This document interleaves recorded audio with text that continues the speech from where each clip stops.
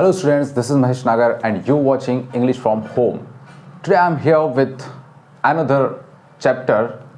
इसकी समरी को आज हम डिस्कस करेंगे the interview flamingo lesson number 7. ये बहुत कॉम्प्लिकेटेड लगता है कुछ स्टूडेंट्स को कि किस तरह से इसको हम करें, तो लेट मी टेल यू कि मैंने आज इसको पूरी तरह से तोड़ मरोड़ के रख दिया है. इसमें दो पार्ट है, एक के बाद एक को डिस्कस करेंगे और बहुत शॉर्ट में करेंगे, बहुत इजीली करेंगे. बस आप वीडियो को लास्ट तक देखिएगा और ध्यान से सुनिएगा, जहां लगे वहां पर आप नोट मेकिंग करते रहिए. ठीक है, बाद में रिपीट करके भी देख सकते हैं नोट मेकिंग करने के लिए. चलिए आइए फटाफट, टाइम वेस्ट नहीं करते हैं. The interview written by Christopher Sylvester, ये राइटर का नाम है. कहां से लिया गया है? From the introduction of the Penguin book of interviews edited by Christopher Sylvester. इन्होंने ही एडिट किया है इसको और इसी बुक से जो है वो लिया गया है. चलिए बात कर लेते हैं कि क्रिस्टोफर सिल्वेस्टर क्या थे. तो ये एक स्टूडेंट थे हिस्ट्री के, पीटर हाउस कैम्ब्रिज यूनिवर्सिटी में. ये एक रिपोर्टर थे. प्राइवेट आई नाम का एक न्यूज़पेपर हुआ करता था उसके लिए 10 साल तक के लिए. पार्ट 1 शुरू होता है जहां पर वो बताते हैं कि इंटरव्यू का इन्वेंशन जो है कितने साल पहले हुआ था. 130 ईयर्स एगो हुआ था. किस तरह से मैंने उसकी समरी बनाई है, नोट मेकिंग करी है, आप थोड़ा ध्यान दीजिएगा तो आपको उसका फायदा होगा. इन्वेंशन हुआ था 130 ईयर्स एगो. ठीक है, और इसका एक कॉमन प्लेस है, यानी कि एक आम जगह है. कहां पर? जर्नलिज्म में. यानी कि जो जर्नलिस्ट होते हैं उनके लिए इंटरव्यू लेना कोई बड़ी बात नहीं होता है. ठीक है, आजकल इंटरव्यू आप और हम कहीं भी रीड कर सकते हैं. एवरीवन टुडे, आज की डेट में हम इंटरव्यूज जो है वो कहीं भी रीड कर सकते हैं, जैसे कि न्यूज़ पेपर में कर सकते हैं, किसी मैगजीन में कर सकते हैं, या जर्नल्स में, जहां भी वो पब्लिश होते हैं हम रीड कर सकते हैं. जो सेलिब्रिटीज हैं उनके इंटरव्यूज होते हैं भैया, हम जैसे आम लोगों के तो इंटरव्यू होंगे नहीं. जो सेलिब्रिटीज हैं उनके इंटरव्यू होते हैं, और कुछ के तो रिपीटेडली इंटरव्यूज होते हैं, ये होते ही रहते हैं. यहाँ पर हम ये कह सकते हैं कि यहाँ पर एक मीन्स ऑफ कम्युनिकेशन को डिस्क्राइब करने की कोशिश करिए. इंटरव्यू किस तरह से होते हैं, वो क्या क्या काम करते हैं. ठीक है, इंटरव्यू का फंक्शन क्या होता है, क्या बाहर लाना रहता है. जाहिर सी बात है, कुछ नेता वगैरह के इंटरव्यूज अगर होते हैं तो हम उनसे सच बाहर उगलवाना चाहते हैं. इनकी मेथड्स क्या होती है और इनकी मेरिट्स क्या होती है, यानी कि इनके इंपॉर्टेंस क्या है. तो एक इंटरव्यू का बहुत यहाँ पर राइटर ने यही बताने की कोशिश करी है कि एक्चुअल में इंटरव्यू का इंपॉर्टेंस क्या होता है आम लोगों के लिए. तो एक सेलिब्रिटी को अगर आप इंटरव्यू कर रहे हो, उसका इंटरव्यू ले रहे हो, तो जाहिर सी बात है उनके बारे में और ज़्यादा जानने को हमें मिलता है, जिसकी वजह से हम जैसे पॉलिटिकल लीडर्स होते हैं उनके बारे में ज़्यादा जानकर हम उनको डिसाइड कर सकते हैं कि कौन हमारा फ्यूचरिस्टिक पॉलिटिकल लीडर होगा. ठीक है, इसके बात करते हैं कि ये एक हाईएस्ट फॉर्म है सच जानने का. ठीक है, इंटरव्यू लेना, इसकी प्रैक्टिस करना जो है वो एक आर्ट होता है, क्योंकि किस तरह के क्वेश्चन जो है वो इंटरव्यूअर से किए जाए. एक इंटरव्यू रहता है, वो किस तरह के क्वेश्चंस करे सो दैट ज़्यादा से ज़्यादा सच्चाई उसके बारे में पता लग सके. इंटरव्यूड जिनका होता है, यानी कि ये तो हो गया किसके पॉइंट ऑफ व्यू से, एक इंटरव्यू लेने वाले के पॉइंट ऑफ व्यू से. लेकिन जो इंटरव्यू देता है उसके पॉइंट ऑफ व्यू से वो समझता है कि यार, अपने आप को विक्टिम समझता है कि यार कहीं ना कहीं मैं फंस गया हूं, अब पता नहीं कैसे कैसे क्वेश्चन आएंगे और कैसे कैसे मुझे जवाब देना पड़ेगा. प्रिमिटिव कल्चर है हमारा, पहले से चली आ रही चलन है, और कहा जाता है कि अगर किसी का फोटो भी अगर आपने ले लिया है तो वो स्टीलिंग सोल, यानी कि उसकी आत्मा को चुराने जैसा होगा. यानी कि फोटो लेना या किसी का वीडियो बनाना, जो अब हम खुद बना रहे हैं वो बात अलग है, लेकिन किसी का वीडियो बनाना, किसी का फोटो लेना, यह हमारे प्रिमिटिव कल्चर में ऐसा माना जाता था कि ये एक तरह की चोरी है, किसी की निजता की, किसी की पर्सनल हमने जो है वो क्या कर ली है, चोरी कर ली है. तो इंटरव्यू लेना यानी कि यहाँ पर तो आपको एक्सपोज करके रख देते हैं. जो जर्नलिस्ट होते हैं, वो रिपोर्टर्स होते हैं, वो तरह तरह के क्वेश्चन करते हैं और आपको एक्सपोज करके रख देते हैं, खोल के रख देते हैं. यहाँ पर कुछ एग्जाम्पल भी देते हैं कुछ राइटर्स के और कुछ जानी मानी हस्तियों के कि वो इंटरव्यू के बारे में क्या सोचते हैं. यहाँ से एक वीएस नायपॉल का नाम लिया है, जिनको नोबेल प्राइज मिला था 2001 में. ठीक है, ये मानते हैं कि एक्चुअली इंटरव्यू क्या है, एक वाउंड है. इंटरव्यू से क्या है कि घाव मिलते हैं लोगों को, वाउंड मिलते हैं, घाव मिलते हैं.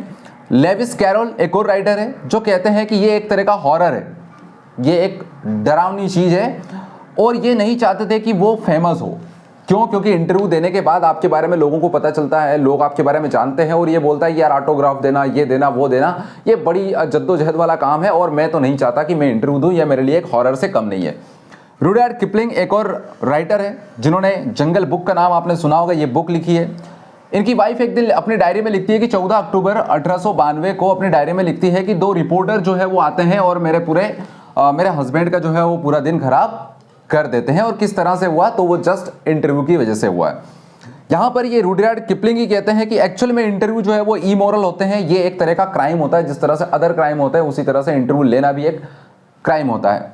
H.G. वेल्स एक और राइटर है, फेमस राइटर, जो कि एक नॉवेलिस्ट है, जर्नलिस्ट है, सोशियोलॉजिस्ट है, एक हिस्ट्रियन है, और इनके साइंस फिक्शन भी काफ़ी फेमस है, जिनमें से एक का नाम मैंने यहाँ लिखा है द टाइम मशीन, बाकी की आपको बुक में मिल जाएंगे।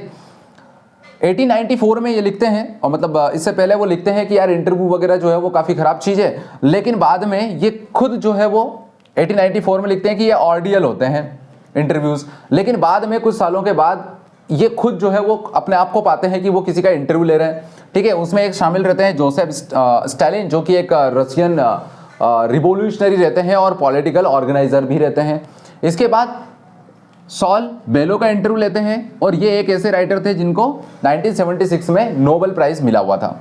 ठीक है, लास्ट में डेनिस ब्रायर लिखते हैं कि इंटरव्यू हम जब देते हैं तो डेफिनेटली ये हमारे लिए एक पोजीशन सिक्योर करता है और हमारा इन्फ्लुएंस जो है वो लोगों पर बढ़ाता है, यानी कि हमें प्रसिद्धि देता है। तो आई होप कि ये पार्ट फर्स्ट जो है वो नीट एंड क्लीन, मतलब क्रिस्टल क्लियर आपके माइंड में हो चुका है। तो चलिए शुरू करते हैं नेक्स्ट पार्ट, जिसमें कि एक इंटरव्यू है और उस इंटरव्यू में किस तरह से डिस्कशन होते हैं और किस तरह से एक रिपोर्टर जो है अपने क्वेश्चन करता है और किस तरह से जो इंटरव्यूअर है वो अपने आंसर्स देते हैं। तो चलिए शुरू करते हैं। I am a professor who writes novels on Sundays, said Umberto Eco। यहीं से शुरू होता है हमारा पार्ट सेकंड और एक इंटरव्यू का format. I am a professor who writes novels on Sundays।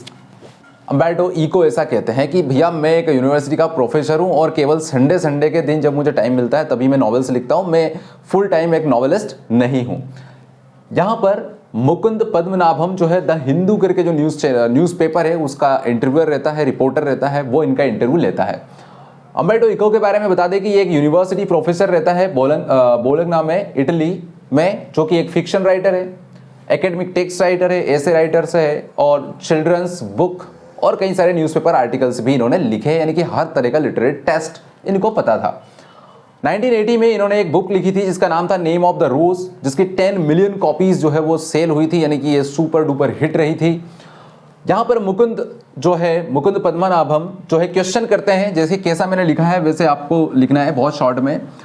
वो कहते हैं कि डेविड लॉज एक राइटर है और वो अमेज्ड है और सरप्राइज है इस बात पर कि किस तरह से एक व्यक्ति सारे काम कर सकता है, यानी कि ये एक न्यूज़पेपर आर्टिकल राइटर भी है, चिल्ड्रंस बुक भी लिखता है, ऐसे राइटर भी है और एकेडमिक टेक्स्ट भी लिखता है, क्योंकि एक हिस्ट्री के राइटर हुआ अपने यूनिवर्सिटी के एक प्रोफेसर हुआ करते थे, तो वहाँ पे टेक्स्ट राइटिंग भी किया करते थे सिलेबस वगैरह के लिए। और किस तरह से ये फिक्शन यानी कि नॉवेल वगैरह भी लिख लेते हैं भाई, ये तो बड़ी ताज्जुब की बात है। तो इसके ऊपर इको कहता है कि हो सकता है कि ऐसा वो मानते हो और हो सकता है कि तुम भी इस बात पर सरप्राइज हो, लेकिन मैं जो है ना वो क्या करता हूँ, डूइंग सेम, मैं रोज एक ही चीज करता हूँ, कुछ भी अलग नहीं करता हूँ। कैसे करता हूँ कुछ भी एक चीज? मुकुंद पूछते हैं कि वाइस वो सेम चीज क्या है भैया, हमें भी बता दो जरा कि आप क्या करते हो। तो इको यहाँ पर आंसर देखता है कि मेरा जो है ना वो फिलोसॉफिकल इंटरेस्ट है भैया, ठीक है, मेरा फिलोसॉफी में इंटरेस्ट है और उस फिलोसॉफी को जो है ना मैं परस्यू करता हूँ, काय में लिखता हूँ, उसको मैं एकेडमिक्स में यूज करता हूँ और जितने भी मेरे अदर वर्क्स है उनमें भी ये यूज करता हूँ, चाहे वो आर्टिकल्स लिख रहा हूँ, चाहे चिल्ड्रन की बुक लिख रहा हूँ, चाहे ऐसे लिख रहा हूँ, चाहे फिक्शन लिखता हूँ, कुछ भी हो मैं वैसा ही करता हूँ, उसमें सेम चीज करता हूँ, यानी कि अपने फिलोसॉफिकल इंटरेस्ट को अलग अलग जगहों पर रखकर और लिख देता हूँ। मेरा एक सीक्रेट है, वो सीक्रेट क्या है कि भैया एक बात बताओ आप कि अगर मैं जो हमारे यूनिवर्स में एम्प्टी स्पेस है, यानी कि ये जो खाली जगह दिख रही है, अगर इसको रिमूव कर दिया जाए, यानी कि सारे एटॉम्स को यहाँ से रिमूव कर दिया जाए, तो जो दुनिया है पूरी की पूरी वो कितनी बड़ी हो जाएगी? केवल और केवल मेरी मुट्ठी के बराबर रह जाएगी। अगर सारे स्पेस को हटा दिया जाए तो दुनिया केवल मेरी फिस्ट के बराबर हो जाएगी। मेरा सीक्रेट ये है कि उसी तरह से सिमिलरली मैं भी क्या करता हूँ कि अपनी लाइफ की जो एम्प्टी स्पेसेस है, जो खाली जगह है, यानी कि कहने का मतलब जो खाली टाइम है, उस खाली टाइम को मैं क्या कहता हूं? इंटरस्टिक्स। उसको क्या कहता हूं मैं? इंटरस्टिक्स कहता हूं। और उस इंटरस्टिक्स में ही मैं क्या करता हूं? काम करता हूं। जैसे कि मान लो कि मैं अपने आप को तुम्हारी जगह रख लेता हूं और तुम मुझे अपनी जगह रख लो, तो हम जिस तरह से अपनी जगह प्लेस को बदलेंगे उसमें जो टाइम लगेगा वो खाली स्पेस में मानता हूं और उतनी देर में मैं लिख देता हूं। सपोज दैट आपको 3rd फ्लोर पे या 4th फ्लोर पे जाना है, तो आपको आने जाने में जितना टाइम लगेगा उतनी देर में मैं अपना काम करूंगा। ये मेरा इंटरस्टिक्स है और इन्हीं का मैं यूज प्रॉपर तरीके से करता हूं। तो यहाँ पे बहुत अच्छी चीज है स्टूडेंट्स सीखने के लिए कि इन इंटरस्टिक्स का हम भी यूज कर सकते हैं, जो खाली समय रहता है उसमें हम काम करके। आज ये कहते हैं भैया कि इन्हीं में मैं काम करता हूँ। मुकुंद इससे कहता है कि यार आपकी जो अप्रोच है, आप जिस तरह से लिखते हो वो काफ़ी इनफॉर्मल है। क्या आप नेचुरली ऐसा लिखते हो या जानबूझ करके ऐसा इनफॉर्मल जो प्रोसीजर है या इनफॉर्मल जो तरीका है अप्रोच आपका, उसका यूज़ करते हो? हमें बताओ ज़रा। इको कहता है कि देखो क्या हुआ कि जब मैं इटली में था तो मैंने सबसे पहले अपना जो फर्स्ट डॉक्टरल जो है वो प्रेजेंट किया था। तो उस समय हमारे एक प्रोफेसर थे, उनका मानना ये था कि यहाँ पर जो स्कॉलर्स है वो बहुत ज़्यादा लर्न कर रहे हैं, बहुत सीख रहे हैं एक सर्टेन सब्जेक्ट में, ठीक है। बट वो क्या करते हैं कि वो जो भी थीसिस बनाते हैं या जो भी हाइपोथेसिस बनाते हैं वो फॉल्स कर रहे हैं, गलत कर रहे हैं। लेकिन कई बार करने के बाद उनको करेक्ट भी करते हैं, जो लास्ट में थ्योरी होती है वो एकदम उनकी सही होती है। तो यहाँ पर मैं आपसे ये कहना चाहूँगा कि मेरे जो नॉवेल्स है एक्चुअली वो एक्सीडेंटल है, मैंने उनको जानबूझ करके नहीं लिखा। क्यों नहीं लिखा कि मेरा एक फ्रेंड है वो हमेशा मुझसे जलता था कि यार मुझे तो नॉवेलिस्ट होना चाहिए था, मुझे टेक्स्ट राइटर या एसेइस्ट नहीं होना चाहिए था। मेरा एक फ्रेंड जो है वो एसेइस्ट था एक्चुअली। तो मैं क्या कर रहा था, जब मैं 22 साल का था तब से ही मेरी जो है ना वो नैरेटिव स्टाइल रही है, यानी कि अपने टेक्स्ट को भी मैं नैरेटिव स्टाइल में कहता था, यानी कि कहानी कहने जैसे मैं अपने टेक्स्ट को लिखता था। लेकिन नॉवेल को लिखना मैंने जो है ना वो कब शुरू किया, जब मैं 50 साल या इसके आसपास का होगा तब मैंने नॉवेल में अपना इंटरेस्ट जगाया या उसको लिखने की कोशिश करी। क्योंकि मेरी स्टाइल तो नैरेटिव थी ही, कहानी कहने का तरीका मेरा तरीका था, उसका मैंने यूज़ किया।